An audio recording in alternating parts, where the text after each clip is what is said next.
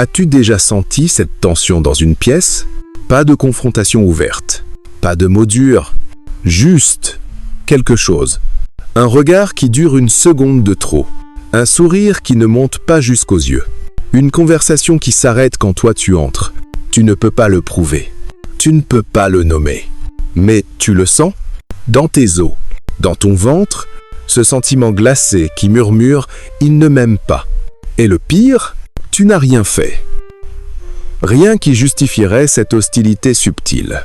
Alors tu commences à te poser la question, encore et encore. Qu'est-ce que j'ai fait de mal?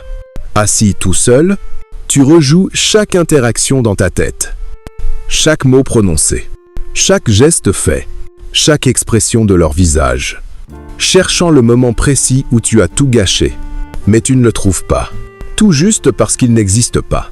Et ça te rend fou, parce que ton cerveau a besoin d'une explication logique.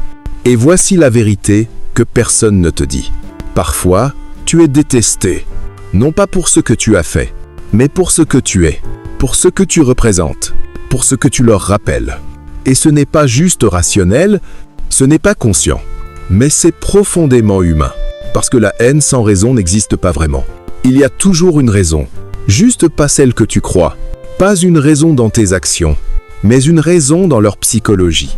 Pour comprendre pourquoi certaines personnes te détestent sans que tu aies rien fait, il faut plonger dans les recoins les plus sombres de la psychologie humaine.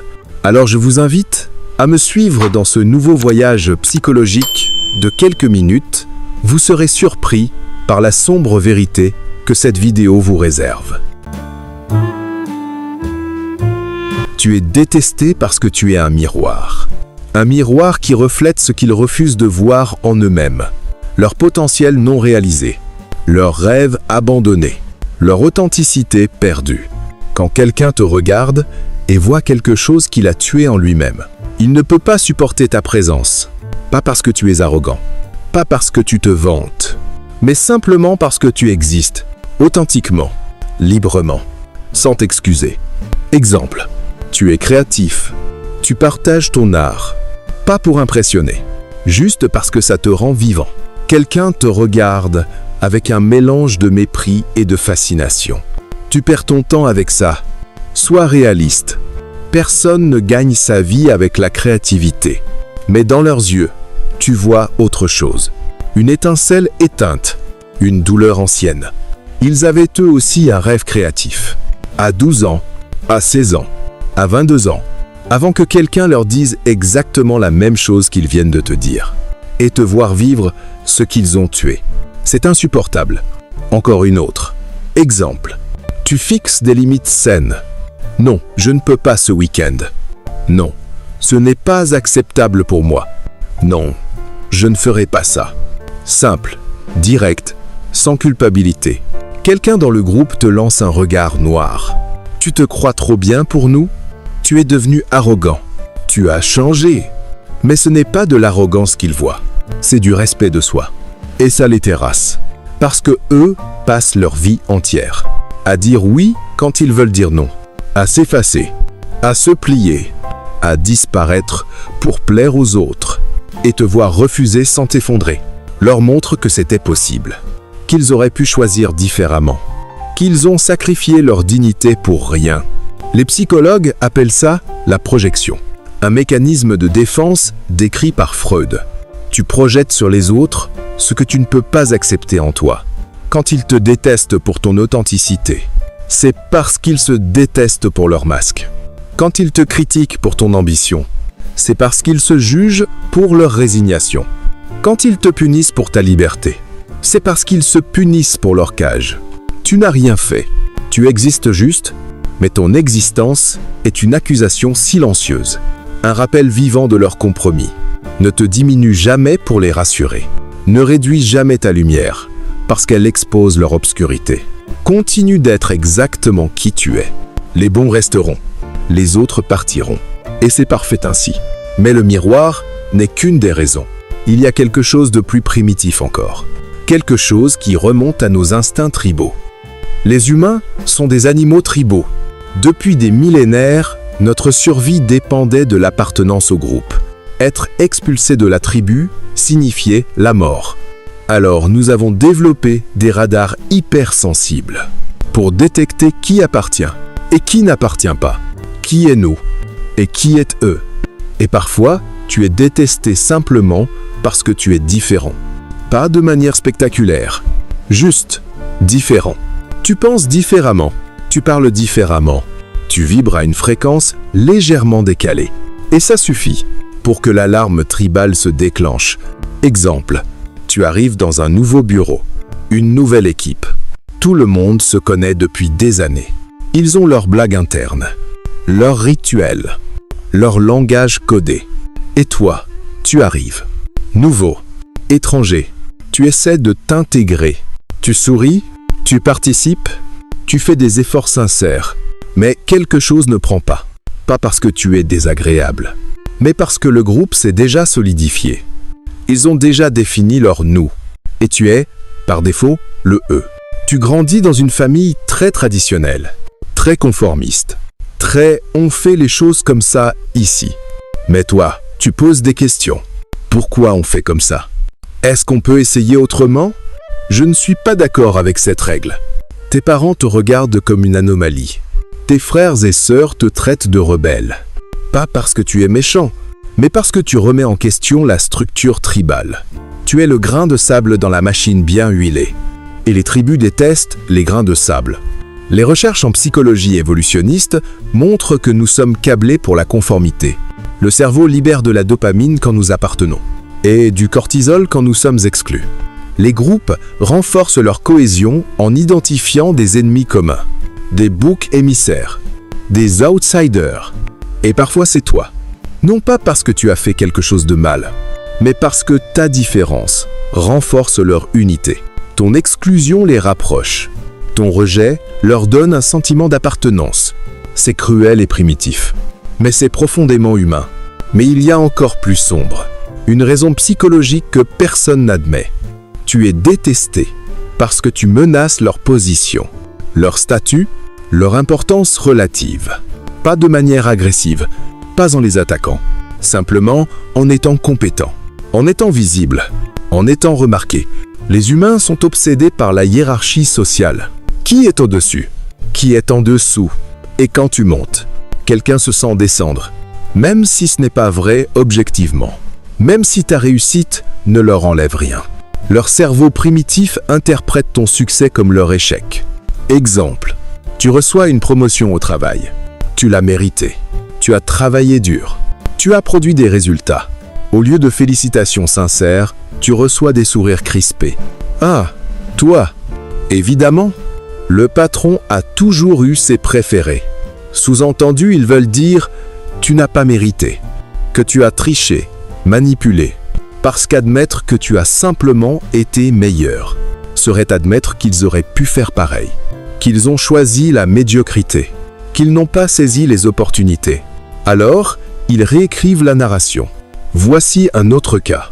Tu perds du poids, tu te sens mieux dans ta peau, plus énergique, plus confiant. Une amie proche te regarde avec un mélange étrange. Il te dit « Fais attention à ne pas devenir obsédé. Tu sais, la santé, c'est pas que le physique. J'espère que tu fais ça pour les bonnes raisons. » Ce sont des critiques déguisées en inquiétude. Parce que ta transformation lui rappelle qu'elle pourrait aussi, qu'elle a les mêmes 24 heures, les mêmes possibilités, mais qu'elle a choisi différemment, et te voit réussir là où elle a abandonné. C'est une accusation silencieuse. Mais parfois, la raison est encore plus perverse. Elle touche à quelque chose de profondément inconscient. Tu es détesté parce que tu es devenu le réceptacle de leur douleur non résolue, leur colère déplacée, leur trauma non guéri. Ils ne peuvent pas attaquer la vraie source de leur souffrance. Alors ils projettent tout ça sur toi. Parce que tu es là, parce que tu es disponible, parce que tu ne te défends pas assez violemment. Tu deviens le punching ball émotionnel de quelqu'un qui souffre et qui ne sait pas comment guérir. Utilisons cet exemple. Tu as un collègue qui te déteste viscéralement. Chaque petite erreur que tu fais est amplifiée. Chaque succès que tu obtiens est minimisé. Tu découvres plus tard qu'il a grandi avec un frère aîné. Un frère brillant, charismatique, qui recevait toute l'attention des parents. Lui était invisible. Le deuxième, l'oublié. Et maintenant, chaque fois qu'il te voit briller au bureau, il ne voit pas toi. Il voit son frère. Il revit l'abandon, l'invisibilité, la douleur de ne jamais être assez. Et il te punit pour un crime que tu n'as pas commis, pour une blessure que tu n'as pas causée. Il peut aussi t'arriver qu'une connaissance te traite avec un mépris constant, sans raison apparente. Tu apprends qu'elle a été trahie par quelqu'un qui te ressemblait, pas forcément physiquement, mais énergétiquement. Tu as le même ton de voix, même type de personnalité, même façon de parler. Et maintenant, chaque fois qu'elle interagit avec toi, son cerveau fait une association automatique. Tu déclenches le trauma, tu réactives la blessure. Alors, elle te rejette préventivement, avant que tu puisses la blesser, même si tu n'en avais aucune intention. Les thérapeutes appellent ça le transfert, un concept fondamental en psychanalyse. Nous projetons sur les gens du présent les émotions liées aux gens du passé. Le patron devient le père critique, l'ami devient la mère absente, le collègue devient le rival de l'enfance.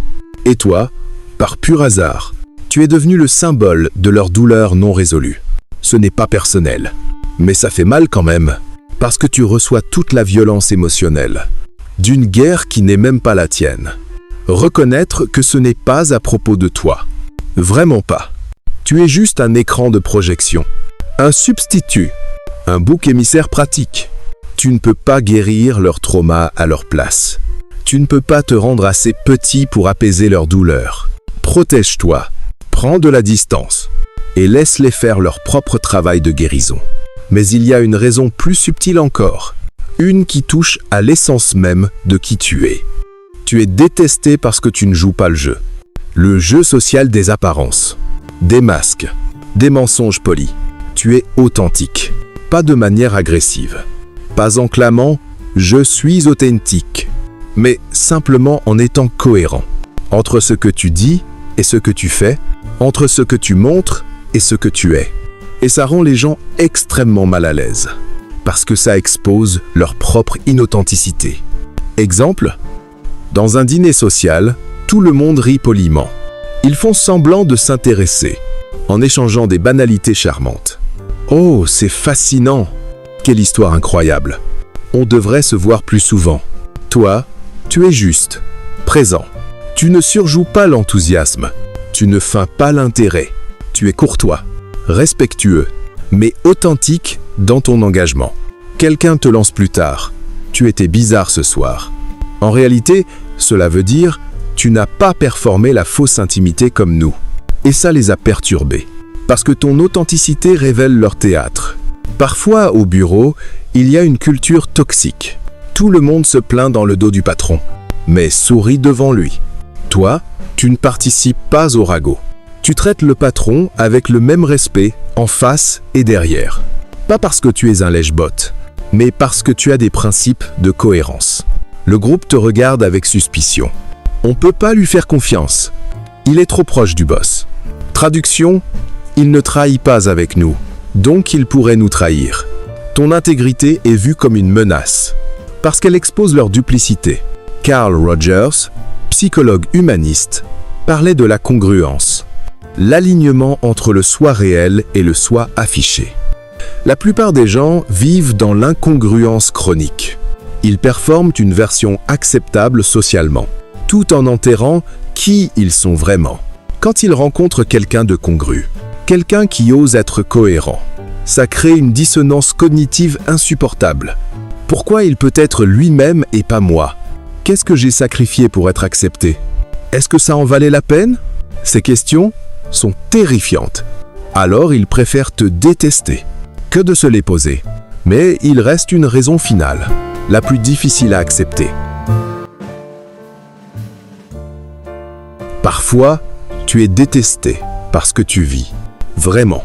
Et ça rappelle aux autres qu'ils ne font que survivre, qu'ils ont arrêté de vivre il y a des années, qu'ils sont des morts vivants, productifs mais sans joie.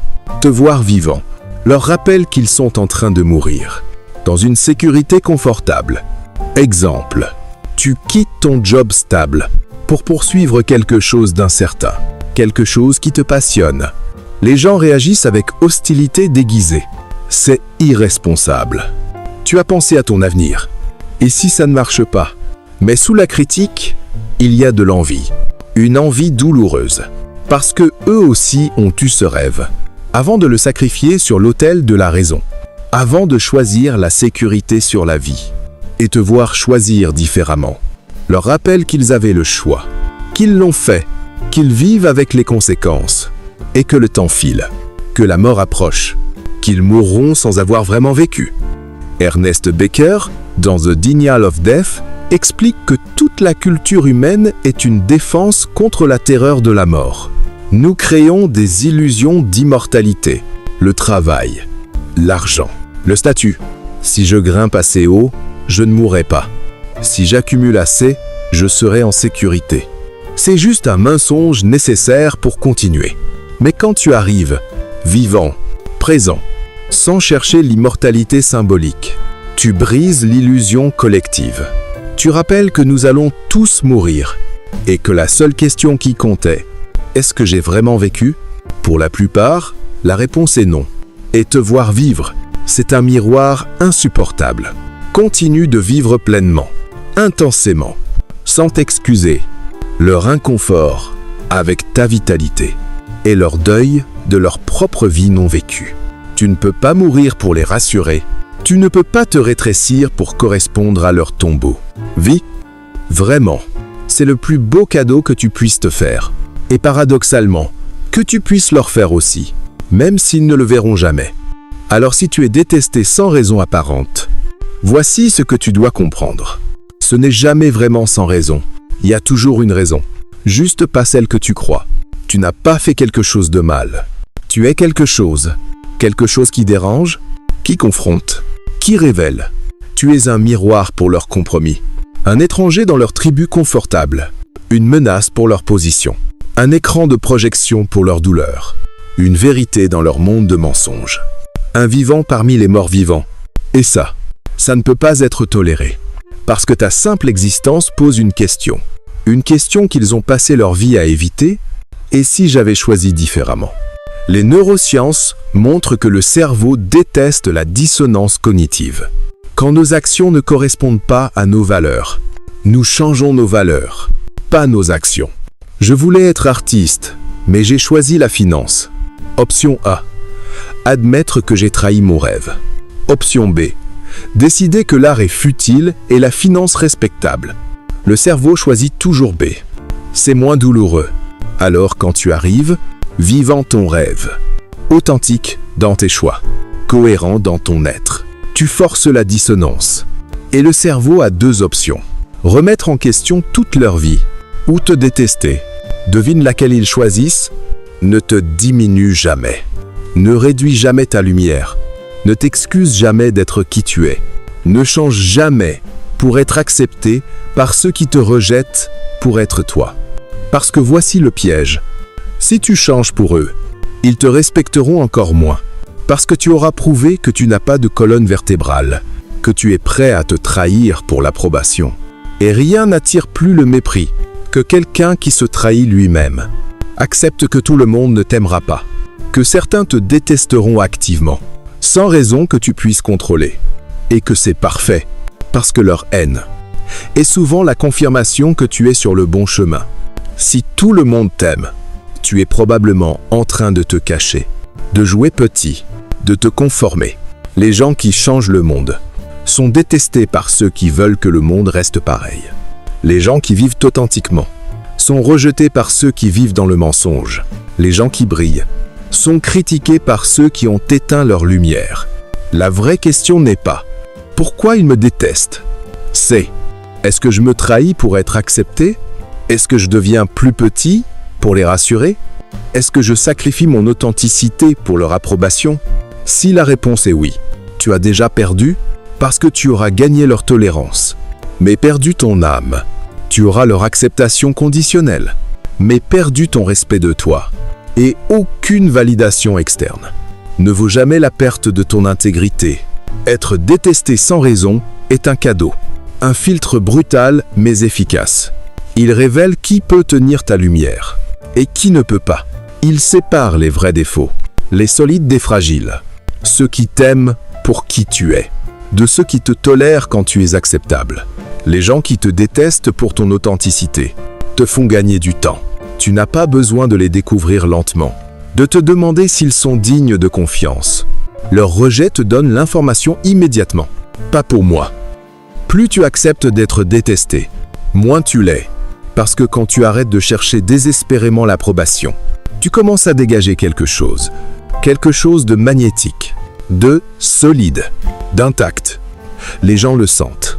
Certains fuiront encore, les mêmes qu'avant, mais d'autres seront attirés, pas par ta performance, mais par ton authenticité, pas par ton masque, mais par ta vérité. Et ces quelques-uns valent plus que 1000 relations superficielles. As-tu déjà senti cette tension dans une pièce?